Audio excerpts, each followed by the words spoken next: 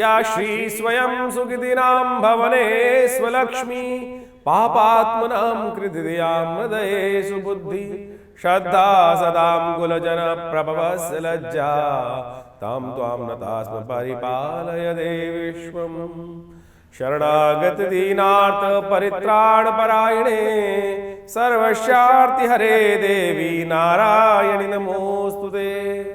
नमस्कार, स्वागत है आपका आचार्य वाणी में। मैं आचार्य डॉक्टर विक्रमादित्य आपके साथ हूँ। आज का विषय है मेष राशि। मेष राशि वालों के लिए ग्रहों का योगायोग इस नव वर्ष में किस प्रकार का बनता दिखाई दे रहा है। नव वर्ष 2025 जनवरी का महीना, आरंभ काल। ये आरंभ काल का जो ग्रह योग है क्या है, मेष राशि वालों के लिए ये वर्ष बहुत विशेष है क्योंकि मंगल प्रधान ही वर्ष है। मेष राशि मंगल प्रधान मानी जाती है। मंगल विशेष है इस बार क्योंकि 2025 न्यूमरोलॉजी के हिसाब से देखें 25 मंगल का योग निकलता है। मंगलवार के दिन ही नव वर्ष आरंभ हो रहा है। बहुत सारे लोग कहेंगे बुधवार आ रहा है, अरे रात को 12 बजे बदलता है साल। अंग्रेजों का जो इंग्लिश कैलेंडर है, रात को 12 बजे चेंज होता है उस वक्त, और दिन परिवर्तित होता है रात 12 बजे जो सुबह सूर्योदय के साथ। तो जहाँ भी ये हो रहा होगा उस वक्त तो 12 बजे जो है मंगलवार ही चल रहा होगा पूरे विश्व में। तो इस बात का हम ध्यान रखें। तो ये योग जो बन रहा है आपके लिए बहुत विशेष है। मंगल आपके नाम रह सकता है मेष राशि वालों ये वर्ष। तो ये वर्ष आपके लिए कई मामलों में बड़ी सावधानी भरा भी, क्योंकि आपकी 7.5 भी शुरू होने वाली है इस वर्ष में। हमने एक अलग से वीडियो बनाया था, उसमें सही चीज़ आपको बताया था कि ये वर्ष आपके लिए क्या कुछ लेकर आ रहा है। तो आप समझें विशेष तौर पर कि नव वर्ष के आरंभ में ये जो आरंभ का काल है वो आपके लिए कई प्रकार से एक बहुत सुंदर योग का निर्माण कर रहा है। आपके द्वितीय भाव में बैठे हुए बृहस्पति चंद्रमा के साथ जिस प्रकार से दृष्ट होकर योग बनाएंगे, गज की सफलता की सूचना आप ये वर्ष आरंभ होते ही दे रहा है आपके लिए। तो समझ लें ये वर्ष वैसे ही बहुत विशेष है। सारे ग्रह परिवर्तन की तरफ जाएंगे, सारे के सारे ग्रह। जी हाँ, इस वर्ष में 2025 में सारे 9 के 9 ग्रह परिवर्तन की तरफ जाएंगे। बहुत कम होता है किसी वर्ष के अंदर कि 9 के ग्रह परिवर्तन के योग बन रहे हैं। तो जनवरी के मास में पहले वर्ष समय में क्या होगा वो आप सिलसिलेवार तरीके से समझ लें। 1 जनवरी विशेषतः बुधवार का अवसर, नव वर्ष की शुभकामना आपको। और साथ साथ उस दिन द्वितीया तिथि है और चंद्र दर्शन के योग हैं इस दिन। गज केसरी योग निर्माण हो रहा है आपकी राशि के दृष्टिकोण से। मेष राशि द्वितीय भाव में बैठे हुए चंद्रमा, धन भाव में बैठे हुए बृहस्पति आपके दशम भाव में बैठे हुए चंद्रमा पर पूर्ण दृष्टि डाल रहे हैं। ये आपके लिए बहुत अद्भुत योग है। और ये तिथि है कि खाली बैठने के लिए नहीं, इसमें पूरी तरह से हिम्मत करके काम करें, मेहनत करके काम करें। देखिएगा ऐसा हो ही नहीं सकता कि रिजल्ट ना आए। जी हाँ, बिल्कुल रिजल्ट ना आए। कई बार हम कहते हैं ना मेहनत बेकार जा रही है, ये योग है आपके लिए। खासतौर पर जनवरी के आरंभ काल में ही योग बन गया है। और जो कहा जाता है ना कि जब पहला पद ही बढ़िया आपके लिए बन रहा है तो फिर आपकी बहुत सारी चीज़ हो सकती है। तो मिलिए, सबसे हर्ष और उल्लास से सबसे मिलिए और उत्साह के साथ काम करने का प्रयास कीजिए। ग्रह नक्षत्र आपके लिए सुंदर बने हुए हैं, लाभ के योग बने हुए हैं और भी ग्रह परिवर्तन की तरफ जाएंगे। ये आपके लिए बहुत सुंदर रहेगा। आशीर्वाद लेने का दिन है, द्वितीया का दिन है। द्वितीया के दिन खास तौर पे कहा जाता है कि चंद्र दर्शन जब पूरा हो शाम के समय, उस वक्त चंद्र दर्शन करने के बाद अवश्य माता पिता गुरुजन का आशीर्वाद लेना चाहिए, गौ पूजन करना चाहिए। और ये योग आपके लिए आशीर्वाद लेकर आया है। नए वर्ष के दिन हो रहा है, रेजोल्यूशन पास करें। देखिए बहुत सुंदर योग बनेगा आपके लिए, सुंदर है। श्री गणेश का स्तवन करके इस दिन ओम नमो गंगणाधिपतये नमः इस मंत्र का जप करते हुए, गंगणाधिपतये नमः इस मंत्र का जप करते हुए भगवान गणेश को पीले पुष्प अर्पित करें, उनका आशीर्वाद लें और शुभारंभ करें चीज़ों का। आपके लिए दिन में हमारे दृष्टिकोण से अच्छा बना हुआ है। ये 2-3 दिन का दिन आपके लिए बहुत बढ़िया समय है। चिंता ना करें, आगे बढ़े। आपको बहुत अच्छे से प्रॉस्पेरिटी के योग बनते दिखाई देंगे। पूरी मेहनत से कार्य करने का लाभ के योग डेफिनेटली बनते दिखाई देने। मैं कहूँगा जनवरी का आरंभ के 5 दिन तो खास हैं, बहुत विशेष। 2 तारीख बृहस्पतिवार का अवसर, तृतीया तिथि है इस दिन। और ग्रह नक्षत्रों के दृष्टिकोण से इस वक्त बृहस्पति थोड़े वक्री स्थिति में चल रहे हैं। बस ये एक समस्या है, उसको ठीक करने के लिए रास्ता निकाल लीजिए, ज्ञान ले लीजिए थोड़ा सा। बृहस्पति जब वक्री होते हैं तो यानी पीछे की तरफ अंश घटा रहे हैं अपने, और धन भाव में बैठे हुए हैं और खासतौर पे वक्र भाव में बैठे चलते चलते छठे भाव को भी देख रहे हैं। तो कहीं ना कहीं जो पीछे हटते होते तो शत्रु कई बार ये सोच लेता है कि व्यक्ति थोड़ा कमज़ोर हो रहा है। कमज़ोर नहीं हो रहे हैं, आप बिल्कुल सही रास्ते पे चल रहे हैं। इसलिए सामने वाले को जो सोचता है सोचने दीजिए। उसको ठीक करने के लिए एक उपाय हम बता रहे हैं आपके लिए।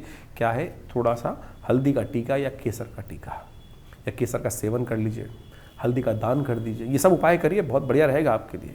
3 तारीख शुक्रवार का अवसर, चतुर्थी तिथि है इस दिन और परिवर्तन का योग है। इस दिन चंद्रमा जो है शनि के साथ शुक्र के साथ बहुत बढ़िया योग बनाएंगे, त्रिग्रही योग बन जाएगा आपके लाभ वाले स्थान में। ये आपके लिए बहुत अनुकूल बनता दिखाई दे रहा है।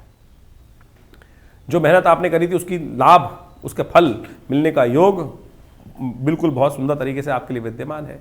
शुक्रवार का अवसर है, इस दिन भद्रा विद्यमान है, ध्यान रखिएगा। नए कार्यों को आरंभ करने से बचना चाहिए। करीब करीब ये 12 बजे के बाद योग बनेगा, तो उससे पहले पहले उन कार्यों को लाभ लेने का आपको प्रयास करना चाहिए। कोशिश ये करें इस दिन भगवान का सुंदर पूजन करके खीर का भोग उन्हें लगाएं, केसर युक्त खीर का भोग भगवान को लगाकर उसका प्रसाद ग्रहण करें। श्री गणेश का सुंदर स्तवन करें। चतुर्थी तिथि है।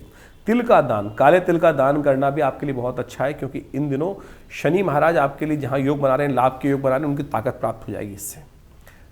शनिवार की ही बात कर लेते हैं। 4 तारीख शनिवार पड़ रहा है जनवरी को, उस दिन पंचमी तिथि का योग है और बुध परिवर्तन का योग बना रहे हैं। अष्टम भाव से निकलकर भाग्य में जाकर बुध बैठ जाएंगे और पराक्रम वाले भाव को देखेंगे। जो मंगल में कमी कर रखी है उसको ठीक करने का दिन ये ग्रह आपके लिए बहुत अनुकूल है। मंगल जिस प्रकार से पराक्रम के ग्रह आपके लिए जो अनुकूल नहीं है इस वक्त, जो आपको एकाक कर रहे हैं, अलग कर रहे हैं, जो आपको अंदर जो एरोगेंसी थोड़ी बढ़ाते दिखाई दे रहे हैं कि मैं ही करूँगा सब कुछ, अकेले चने से भाड़ नहीं पूछती, ये बात को ध्यान रखना चाहिए आपको, नहीं तो लोग सबसाइड कर देंगे आपको। इस बात का ध्यान रखते हुए कार्य कर लें तो बहुत अच्छा रहेगा।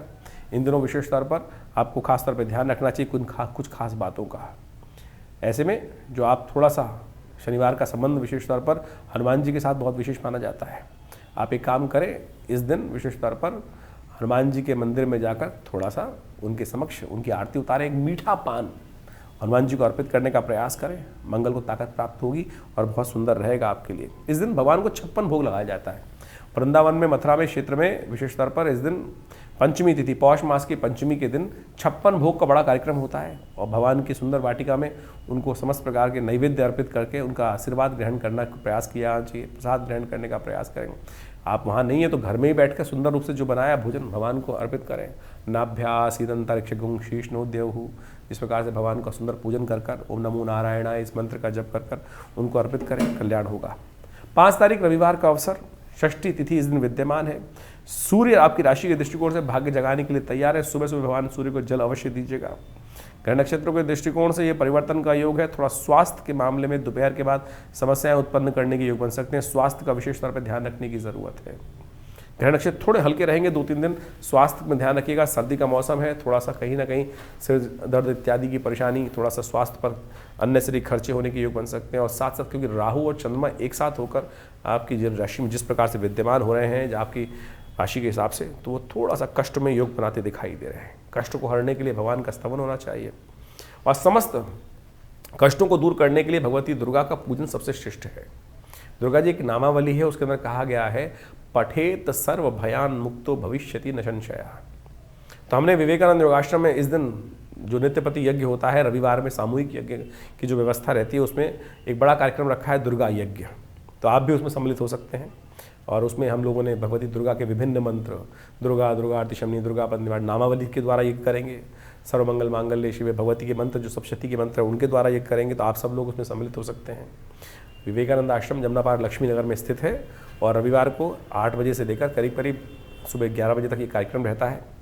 आप भी इसमें सादर आमंत्रित हैं और आश्रम में इस यज्ञ में भाग लेने का कोई खर्चा नहीं है। आप स्वयं आए, भाग ले, कोई दिक्कत नहीं है। यदि आप दूर रहते हैं और नहीं पहले भाग ले पा रहे हैं, यदि आप किसी अपने प्रतिनिधि के द्वारा ये कराना चाहते हैं तो उसके लिए आप हमारे आश्रम में संपर्क साध सकते हैं। उसमें थोड़ा बहुत खर्चा होता है, पंडित जी की व्यवस्था कर आप उस यज्ञ का भाग ले सकते हैं अवश्य। 6 तारीख की दिन बात करें, सोमवार का अवसर, सप्तमी तिथि विद्यमान है और इस दिन ग्रह नक्षत्रों के दृष्टिकोण से थोड़ा सा आपको अननेसेसरी के खर्चों से बचना चाहिए। जुर्माने होने के योग बनते दिखाई दे रहे हैं। जो भी काम करें रूल्स को फॉलो करते हुए करें, थोड़ा थोड़ा उठापटक ना करें, इस बात का ध्यान रखते हुए आपको ध्यान रखना चाहिए। ये कहीं ना कहीं ग्रह नक्षत्र हैं, लेकिन बड़े व्यक्तियों से संपर्क का लाभ अवश्य मिलेगा। ये ग्रह नक्षत्र साथ साथ बन रहे हैं। कोशिश करें शिव का ध्यान करके कार्य आरंभ करेंगे तो अच्छा रहेगा।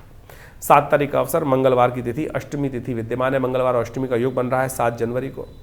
और इस दिन विशेष तौर पर एक बात और ध्यान रखें कि ग्रह नक्षत्रों का योग जो है वो परिवर्तन की तरफ जा रहा है और जैसे जैसे दिन निकलेगा शाम के समय नया उत्साह वर्धन होने के योग बनते दिखाई देंगे। मंगल आपकी ही राशि, जो आप मंगल प्रधान जो आपकी राशि है, उसी में ग्रह प्रवेश कर रहे हैं। चंद्रमा शाम को 5:49 पर।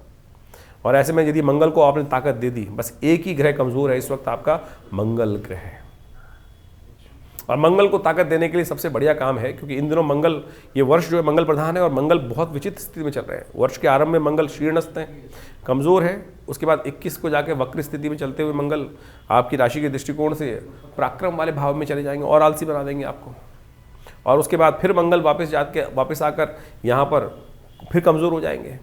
तो ये मंगल प्रधान वर्ष और मंगल ही आपके साथ बड़ा विचित्र खेल खेल रहे हैं, तो मंगल को सुधारने का ध्यान रखिए। हनुमान जी का सुंदर स्तवन करें। आपके लिए आपकी राशि के दृष्टिकोण से हमें दिखाई देता है कि हनुमान जी का सुंदर स्तवन। हनुमान जी एक ऐसे देवता हैं जो जिसके साथ जुड़ जाते हैं उसका उद्धार करे बिना छोड़ते नहीं उसको।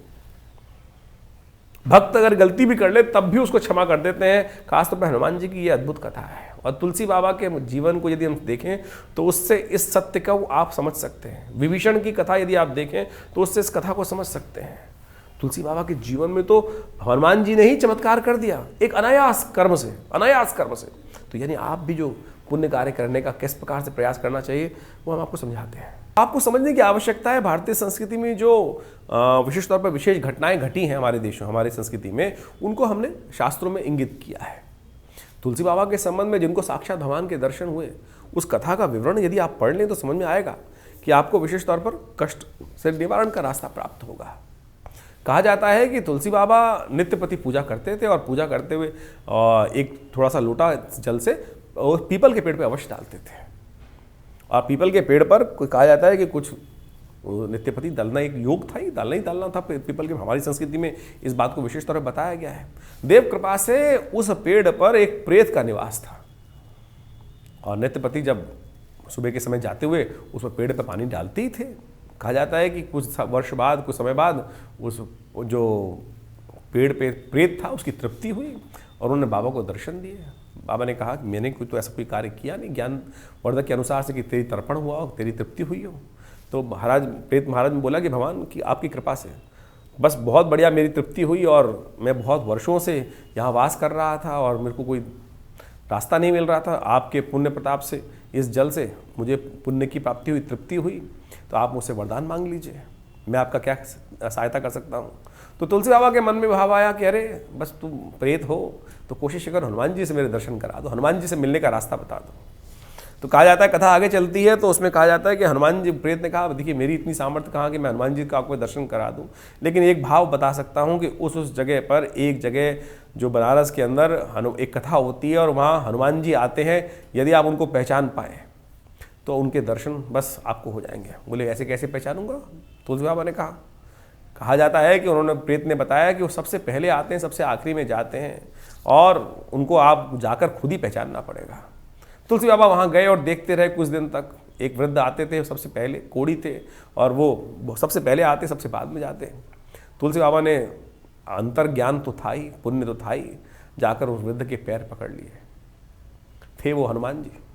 कथा को लंबा ना करते हुए बताऊं कि हनुमान जी की जब चरण छोड़े नहीं सब कुछ, तो बाद में हनुमान जी को अपना प्रत्यक्ष रूप दिखाना ही पड़ा। आपकी श्रद्धा की आवश्यकता है, आपकी श्रद्धा की आवश्यकता है, विश्वास की आवश्यकता है। हमारा विश्वास ही नहीं जागता है। और कहा जाता है कि बस उनको जब चरण पकड़े तो भगवान तुलसी बाबा ने एक ही बात कही कि मुझे भगवान के दर्शन करने हैं।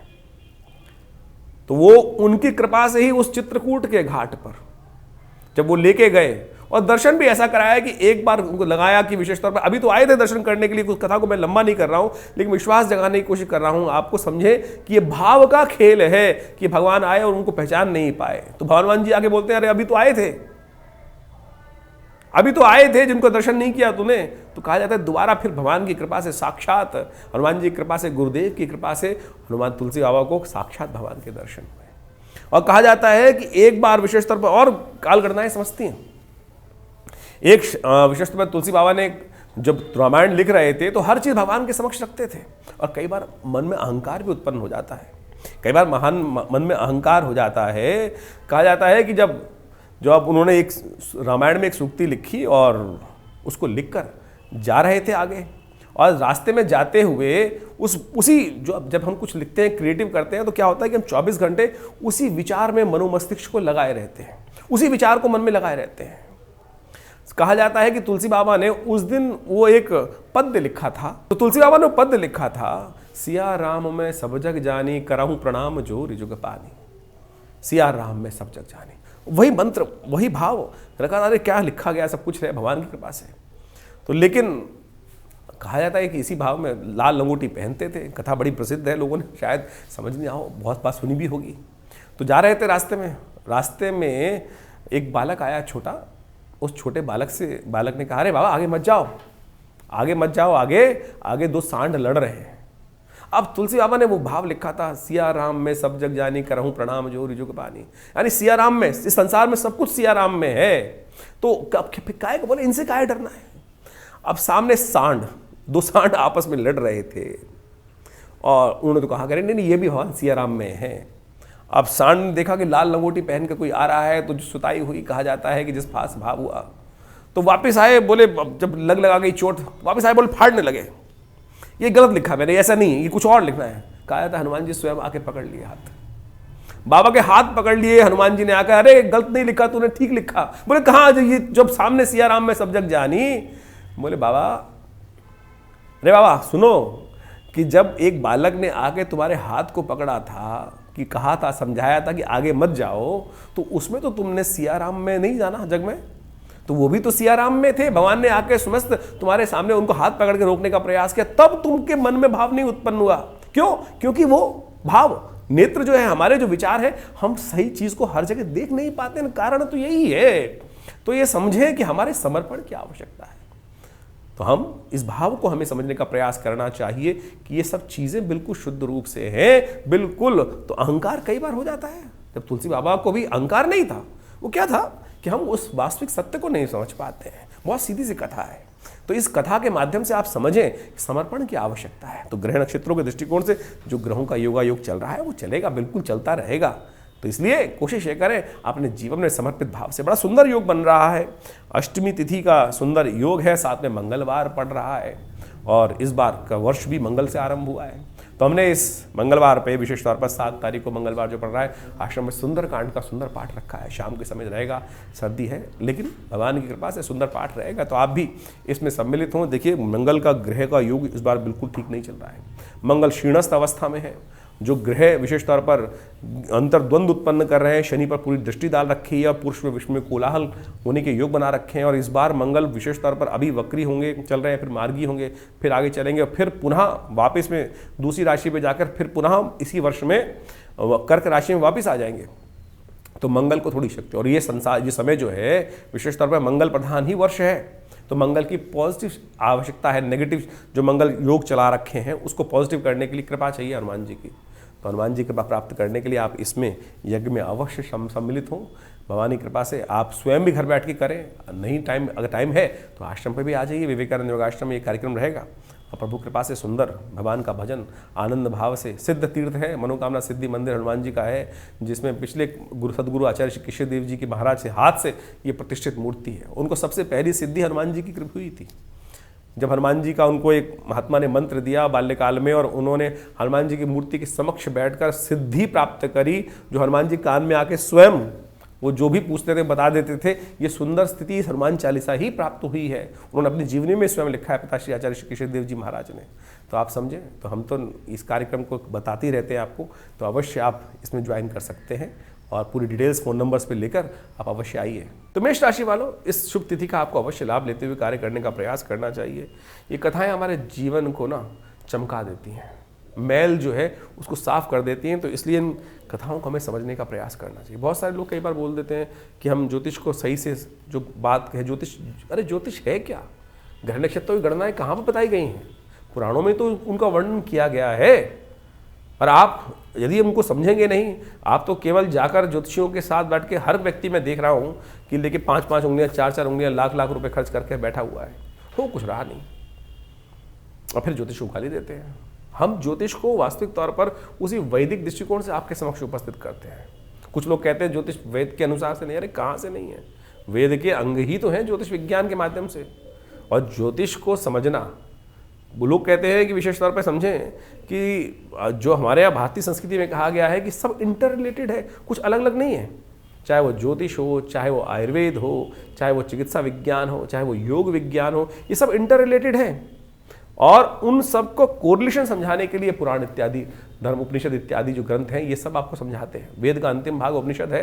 वेदांत के अंदर इन सब चीज़ों को सही रूप से जोड़ने का प्रयास किया गया है। ये मंत्र विद्या इत्यादि और मंत्रों को समझाने के लिए, उन कथाओं को समझाने के लिए पुराण रचे गए।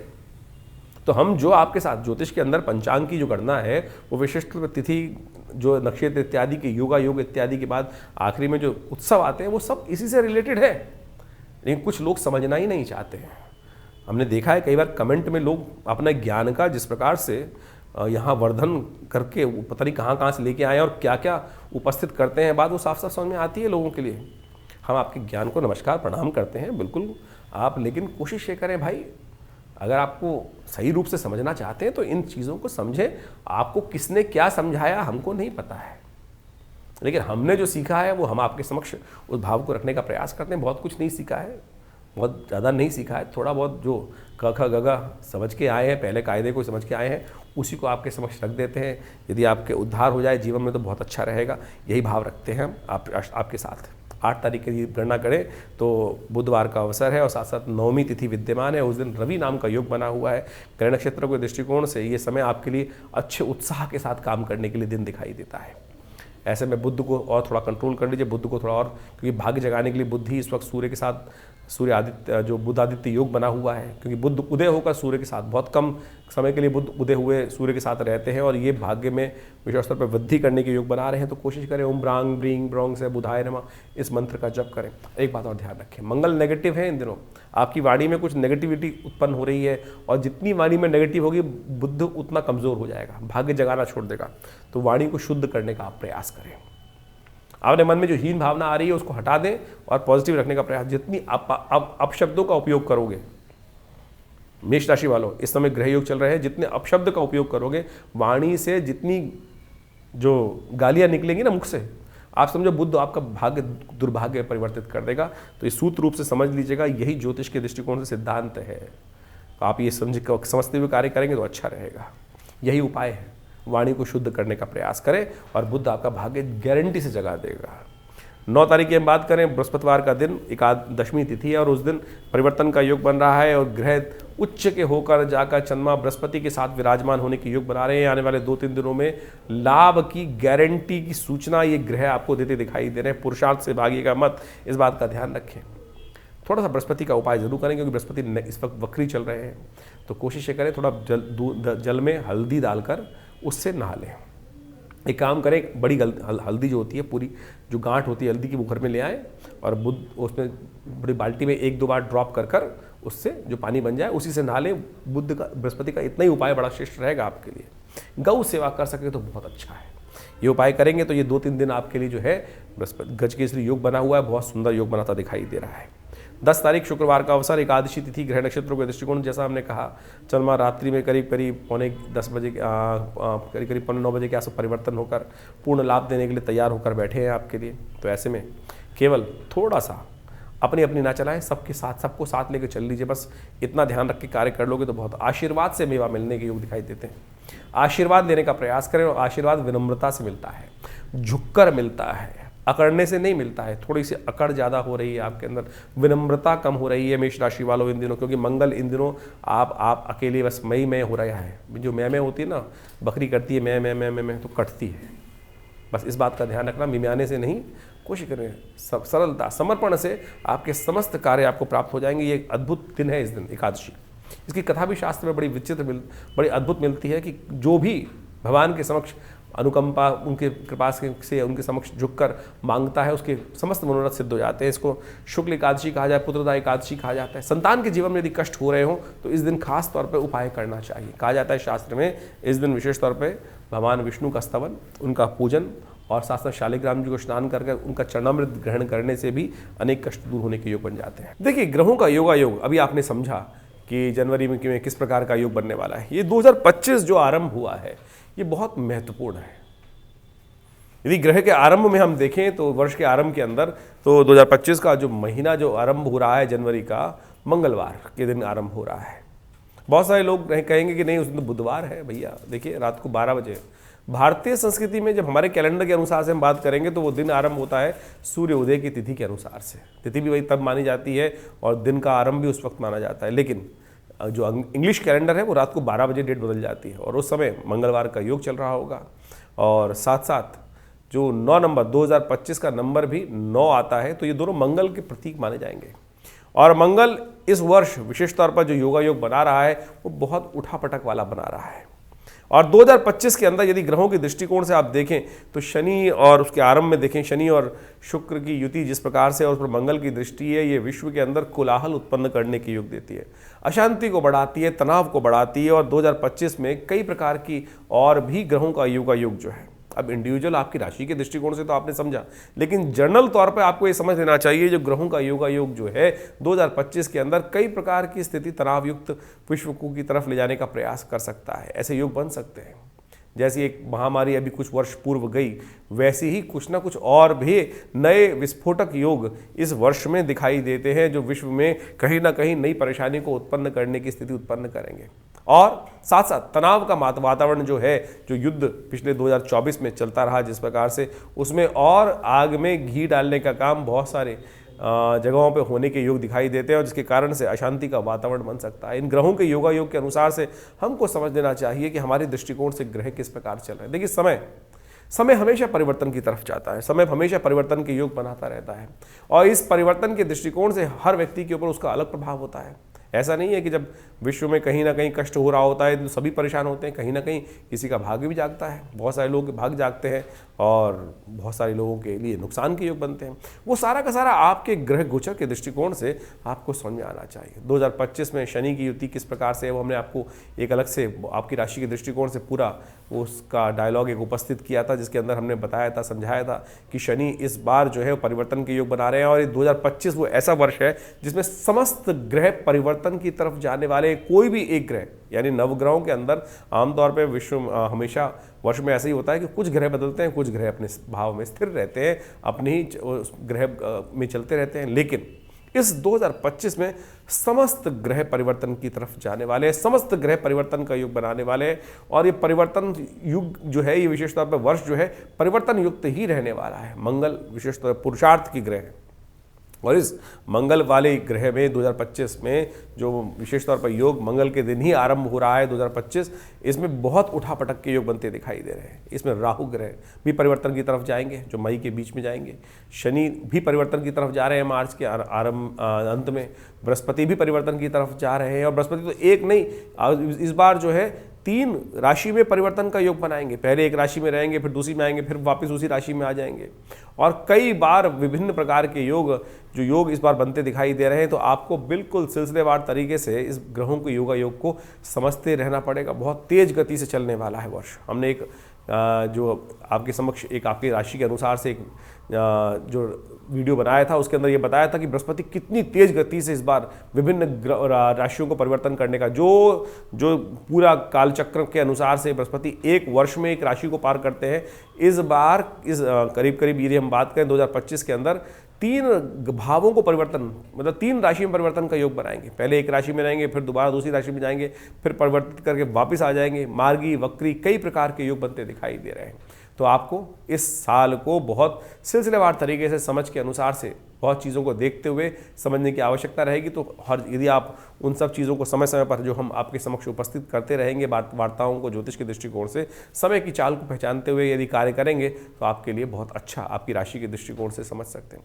देखिए, बहुत सारे लोग कई बार हमारे इस चैनल पर वीडियो देखने के बाद, हमारे इन कार्यक्रमों को देखने के बाद ये बोलते हैं कि संसार में तो करोड़ों लोगों की एक ही राशि होती है। जी हाँ, बिल्कुल करोड़ों लोगों की एक राशि होती है, लेकिन राशि के दृष्टिकोण से आप समझ सकते हैं। गोचर के दृष्टिकोण तो एक ही देखे जाएंगे। ज्योतिष के कई प्रकार से काल गणनाओं को समझा जाता है।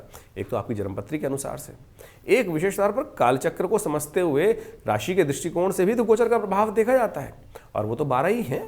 तो उसके दृष्टिकोण से बहुत कुछ जाना जा सकता है, बहुत कुछ समझा जा सकता है। जैसे इसको ऐसे समझ लें, बहुत सारे लोग इस प्रकार के समझने का हम प्रयास कर सकते हैं। बारिश तो एक क्षेत्र में हो रही है, अब जिस प्रकार का जिसका घर है उस प्रकार का प्रभाव होगा। तो ये किसी के पास अच्छा मकान है, बढ़िया है, खूब बढ़िया तरह से सुंदर व्यवस्थाएं है, तो उसके लिए बारिश आनंददायक हो सकती है। लेकिन वही व्यक्ति जो झोपड़ी में बैठा है उसके लिए वही वर्षा जो है वो कष्टकारी योग बना सकती है। ये डिपेंड करता है कि आपकी ग्रह योग दिशा किस प्रकार की चल रही है, दशाएं किस प्रकार की चल रही हैं, अंतर दशाएं किस प्रकार की चल रही हैं और ग्रहों के योगायोग जन्म में आप जब पैदा हुए थे उस समय किस प्रकार के अपने पूर्व जन्म के अनुसार से कर्म के अनुसार से लिखवा के लाए हैं। इसीलिए जन्मपत्री को बहुत अच्छे से विश्लेषण करने की आवश्यकता होती है और हम समय समय पर आपके समक्ष जो ये ग्रह गोचर का प्रभाव उत्पन्न करते हैं उसको तो आप बिल्कुल प्रत्यक्ष रूप से समझ सकते हैं। कई बार एक प्रश्न और लोगों के मन में आता है और बहुत सारे लोग एक बात कहते हैं, हम कौन सी राशि को माने।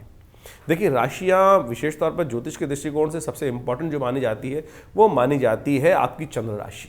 जहाँ आपके जन्म के अनुसार से चंद्रमा विराजमान है राशि में, वहाँ वो चंद्र राशि में मुख्यतः मानी जाती है। इसके अलावा भी आपका लग्न में कौन सी राशि विराजमान है उसका भी प्रभाव देखना चाहिए। हम ज्योतिष को जब पूरी जन्मपत्री को देखते हैं ज्योतिष के दृष्टिकोण से, तो हर चीज़ को एनालाइज करने का प्रयास करते हैं। आपकी नाम राशि कौन सी है, आपकी सूर्य की राशि कौन सी है, फिर आपके षोडश वर्ग में कौन से ग्रह अच्छे से शुद्ध होकर बैठे हैं, नहीं बैठे, कहाँ कौन कौन से योग बना रहे हैं। राशि के दृष्टिकोण से एक ब्रॉडर कैटेगरी में आइडिया तो मिल ही जाता है बहुत सारी चीज़ों को समझने के लिए, और उसका प्रभाव भी वह प्रत्यक्ष रूप से होता है। तो इस बात को हम समझें।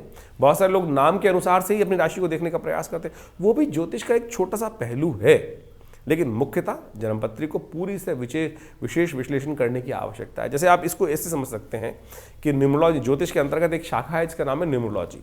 आपका नाम, जैसे मेरा नाम विक्रमादित्य है, मैं विक्रमादित्य के लिए स्पेलिंग को जब मैं बचपन में ज्योतिष सीख रहा था तो मैंने देखा कि VIKRAM में लिखता था पहले, और उसका इंटरप्रिटेशन देखा तो वो कुछ बहुत ठीक नहीं आ रहा था, तो मैंने उसमें से ए हटाया, विक्रम का स्पेलिंग रहा, VIKRM किया, VIKRMADITYA, इसको इस प्रकार से कर दिया। तो उसका ऐसा अद्भुत प्रभाव पड़ा कि बिल्कुल जिसका जो न्यूमरोलॉजी के हिसाब से हम कैलकुलेशन करके निकालते हैं, तो ज्योतिष के छोटे छोटे आयाम है लेकिन बहुत महत्वपूर्ण प्रभाव उत्पन्न करते हैं। मेरा कार्य इस कथा को, इस बात को यहाँ समझाने का अर्थ ये है कि जो जिस प्रकार के स्पेलिंग्स यूज़ कर रहा है, कोई VIKRM करके हमको संबोधित करता है तो उसका प्रभाव उसी प्रकार से होगा। कोई मेरे नाम को विक्रम कह के कह रहा है, कोई विक्रमादित्य कह रहा है, कोई आचार्य विक्रमादित्य कह रहा है, तो ये सारे के सारे जो अलग अलग प्रकार के जो नाम के शब्द हैं अलग अलग वाइब्रेशन उत्पन्न कर रहे हैं।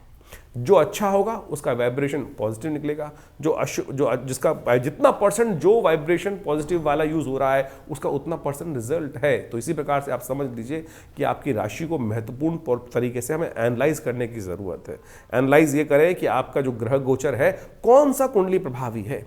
कई बार हम देखते हैं जन्मपत्री लोग दिखाने आते हैं, जन्मपत्री से योगी नहीं बन रहे होते, चंद्र कुंडली को यदि उस प्रकार से देखा जाए तो वहाँ वो सारा का सारा मैच कर रहा होता है। तो कौन सा ग्रह प्रभावी है, कौन सी कुंडली से प्रभाव निकल रहा है, सूर्य कुंडली से, षोडश वर्ग से, कहाँ कारकान से, अमात्य कारक से, तो इन सब चीज़ों को हमें अच्छे से ज्योतिष के दृष्टिकोण से एक एक चीज़ की विवेचना कर लोगों के भाग्य के संबंध में उसकी जो बात है हमें समझने का प्रयास करना चाहिए। ज्योतिष बिल्कुल प्रत्यक्ष है, कहीं कोई कपोल कल्पित नहीं है। कुछ लोग हैं जो तथाकथित तौर पे आपको हास परिहास उड़ाने का प्रयास करते हैं। जैसे आप समझें, विश्व के अंदर बहुत सारे रास्ते हो सकते हैं, किसी के लिए कोई अच्छा है, किसी के लिए कोई अच्छा है, किसी के लिए कोई अच्छा है। इसको ऐसे समझ सकते हैं कि विश्व में दुनिया में काम करते हैं, कोई कूड़े का काम करता है, कोई हवा का काम करता है, कोई पानी का काम करता है, कोई पेट्रोल का काम करता है, कोई डीजल का काम करता है, किसी और तेल का काम करता है, और इन सब क्षेत्रों में लोगों ने पैसे कमाए हैं, लेकिन इन्हीं सभी क्षेत्रों में बहुत सारे लोगों ने पैसे गंवाए भी हैं। अब ये समझें कि आपके लिए कौन सा क्षेत्र, आपके दृष्टिकोण से आपके लिए कहाँ कोई मिसमैच हो रहा है। इसको इस प्रकार से और समझ सकते हैं कि एक व्यक्ति है जिसने बहुत सारे लोगों की हेल्प करी और उसके साथ उसकी बहुत सारे लोगों की दोस्ती बनती है, लेकिन कुछ लोगों से उसकी ट्विनिंग जो अच्छा सा संबंध है स्थापित नहीं हो पाता। हम लाख प्रयास कर लें लेकिन वो संबंध व्यक्तियों के साथ हमारे संबंध स्थापित नहीं हो पाते हैं। वो एक इंटरनल पर्सोना है, कहाँ किसका संबंध किस प्रकार से बनना है। तो इस प्रकार को आपको अच्छे से ज्योतिष के दृष्टिकोण से एक एक चीज़ को एनालाइज करने की ज़रूरत होती है। इसलिए इस बात को हम समझें कि ज्योतिष में लोग लाख विचित्र विडंबनाएं उत्पन्न करें। व्यक्ति परेशान होता है बहुत सारा, तो कई बार अपशब्द भी लिख देते हैं बहुत सारे लोग, तो कि कुछ नहीं होता है, मैं इतने साल से ये कर रहा हूँ, ये कर रहा हूँ। अब भैया कर्म के अनुसार से, भाग्य के अनुसार से कार्य करने की ज़रूरत है। बहुत सारे लोग छोटा सा काम करते हैं और उससे कहाँ पहुँच जाते हैं। उनके पूर्व जन्म का प्रारब्ध है जो उनके साथ चल रहा है, पुण्यों का अकाउंट है जो उनके साथ चल रहा है, वो हमें दिखाई नहीं देता है। तो इसलिए अपने इस शुभ जीवन में हम आपको ज्योतिष के दृष्टिकोण से बहुत सारी बातें बताते हैं। बहुत सारे लोग तो ये भी कहते हैं कि आप ज्योतिष में पंचांग बता रहे हैं या ज्योतिष बता रहे हैं। अरे भाई, ज्योतिष, वैदिक ज्योतिष को समझने का प्रयास करो। ज्योतिष के दृष्टिकोण से हम अनेक प्रकार के निदान की तरफ जाने का प्रयास करते हैं। जो पंचांग है वो भारतीय संस्कृति को सनातन पद्धति के अनुसार से हमारे पुराणों को साथ जोड़ के चलता है। ज्योतिष पुराणों से अलग हो ही नहीं सकती, वेद से अलग हो ही नहीं सकती है। वेद का अंतिम भाग वेदांत ही है, और वो उपनिषद इत्यादि में इन सब चीजों में उन सब चीज की गणनाओं की वर्णन मिलता है। और ज्योतिष को वेद से अलग कैसे कह सकते हो? कई लोग तो कहते हैं कि ज्योतिष के दृष्टिकोण से आप कथा सुना रहे हैं या कुछ और कर रहे हैं। भाई मेरे समझो, ज्योतिष जो है वो वेद का ही अंग है। ज्योतिष वेद के, हमारे यहाँ ज्योतिष भारतीय सनातन संस्कृति के अंदर ऐसा नहीं है कि आंख का डॉक्टर अलग, कान का डॉक्टर अलग, मुख का डॉक्टर अलग और पेट का डॉक्टर अलग, साइकियाट्रिस्ट अलग। हमारे यहाँ विद्वान उसको कहा जाता है जो समस्त 6 शास्त्रों का ज्ञाता हो। वो व्याकरण हो गया, वैद्य हो गया, निरुक्त हो गया, इन सब चीज़ों को आप समझने की आवश्यकता है। तो केवल व्याकरण का आचार्य होकर लोग व्यक्ति यदि व्याख्या करेगा और ज्योतिष का उसको गढ़ना है ही नहीं। हर चीज में थोड़ा थोड़ा अध्ययन होना चाहिए, चीज जिसके बाद आप एक शास्त्र को समझ सकते हैं। तो हमने प्रयास किया है अपने छोटे से ज्ञान के माध्यम से। बहुत बड़ा तो ज्ञान किसी के मेरे पास शायद नहीं हो सकता, लेकिन जितना मैंने अपने गुरु आचार्य श्री केशव देव जी के सानिध्य में रहकर हमने समझने का प्रयास किया, उसी के माध्यम से आपको थोड़ा बहुत समझाने का प्रयास करते हैं। आशा करते हैं उससे आपको लाभ मिल सकता है। लेकिन हम जो भी तरीके हैं बहुत सीधे तरीके से आपके समक्ष रखने का प्रयास करते हैं और बहुत सारी बातों को आपके समक्ष रखने का प्रयास करते हैं और उनको समझेंगे तो बहुत अच्छा रहेगा। दिल्ली में हमने विवेकानंद योगाश्रम ये संस्थान मेरे पिता आचार्य श्री केशव देव जी महाराज ने इसीलिए बनाया था कि हम इन सब चीज़ों को शोध कर संसार के समक्ष रख सकें। और उसी क्षेत्र में हमने कार्य करते हुए मुद्रा विज्ञान, यज्ञ विज्ञान, योग विज्ञान, आयुर्वेद, योग, भारतीय संस्कृति, प्राकृतिक चिकित्सा इत्यादि में समस्त पे कार्य कर रहे हैं हम। करीब करीब 50 से ऊपर पुस्तकें हमारे आश्रम की तरफ से, संस्थान की तरफ से प्रकाशित की गई और वो सब एक एक विषय में इतना ज़बरदस्त कार्य कर रही हैं, चाहे वो ध्यान योग हो, कुंडलनी योग हो और अनेक प्रकार के मार्ग हो। और हम समय समय पर पूरे विश्व में जगह जगह पे जाकर इन भारतीय संस्कृति को प्रचार प्रसार करने का भी कार्य करते ही रहते हैं। तो आप इस बात को सही से समझें और विभिन्न आश्रम में जो कार्यक्रम होते हैं उसमें भी आप सम्मिलित हो सकते हैं। उसके लिए जो आश्रम में कार्यक्रम चलते हैं उसका सागर जगह जगह हम आपको निमंत्रण इत्यादि देने का प्रयास भी करते रहते हैं। जिस प्रकार से अभी इस जनवरी के प्रारंभ के अंदर बहुत सारे कार्यक्रम होंगे, सुंदरकांड के कार्यक्रम रहेंगे, साथ साथ यज्ञ इत्यादि हर रविवार को सामूहिक तौर पर जो उसमें बैठते हैं उसका भी सादर निमंत्रण हम आपके साथ साझा करते रहते हैं और उसमें आप आकर स्वयं यज्ञ में भाग ले सकते हैं। और एक बात और समझिए कि बहुत सारे लोग तो इस प्रकार से कह देते हैं कि भैया आप कुछ धन उपार्जन करने के लिए ये सब तरीके अपना रखे। हमारे आश्रम में जो यज्ञ संडे इत्यादि में रविवार में होते हैं उनमें हम कोई किसी से शुल्क नहीं रखते, कोई मेंबरशिप नहीं रखते, कुछ भी नहीं रखते। जो आके बैठना चाहते हैं वो स्वयं बैठ सकते हैं, उसके अंदर बैठें, ना तो आपको कोई पैसा देने की आवश्यकता है। हाँ, अगर आप किसी के अपने द्वारा खुद नहीं आ पा रहे हैं, किसी पंडित जी को बैठाना चाहते हैं तो उसके लिए तो दक्षिणा उस बेचारे पंडित जी को तो देना ही पड़ेगा ना, तो उसके लिए जरूर व्यवस्था की जाती है। लेकिन यदि आप स्वयं आना चाहते हैं तो हमारे किसी भी कार्यक्रम में जो बहुत सारे कार्यक्रम, चाहे वो सुंदरकांड चल रहा है, चाहे वो आपको जिस समय से बताया जाता है, उसमें कोई किसी से किसी प्रकार से भी कोई दक्षिणा, धन इत्यादि आश्रम की तरफ से नहीं लिया जाता। और एक बात और, बहुत सारे लोग आज हमारे पास सूचना आती रहती है कि कोई हमारे नाम से बात कर लेते हैं व्यक्तियों से, और तो इस बात का ध्यान रखिए। हमारे आश्रम का दिल्ली में केवल हमारा एक ही आश्रम है जो विवेकानंद योग आश्रम में है और हमारी तरफ से कभी किसी को कॉल नहीं किया जाता है। और कोई अगर कोई कह के हमारे नाम से आपसे बात कर रहा है तो इस बात से सावधान रहे कि हमारे पास कई प्रकार इस प्रकार की बहुत सारी सूचनाएँ आती हैं और हम उसमें देखिए हम प्रयास ही कर सकते हैं आपको अवगत कराने का। इसके अलावा तो आप खुद बुद्धिमान व्यक्ति हैं, खुद बुद्धिमान हैं, तो इसलिए संसार में आज क्या क्या स्थिति चल रही है तो उसके लिए आपको खुद सतर्क रहना पड़ेगा। और ये संस्थान आपके लिए हमेशा साथ में काम करने के लिए बना है। दिल्ली में आप जब भी आएँ आप सादर आमंत्रित हैं विवेकानंद योगाश्रम में, जो हम समय समय पर कार्यक्रम रहते हैं उसका निमंत्रण भी हम आपके साथ साझा करते रहेंगे। धन्यवाद, नमस्कार।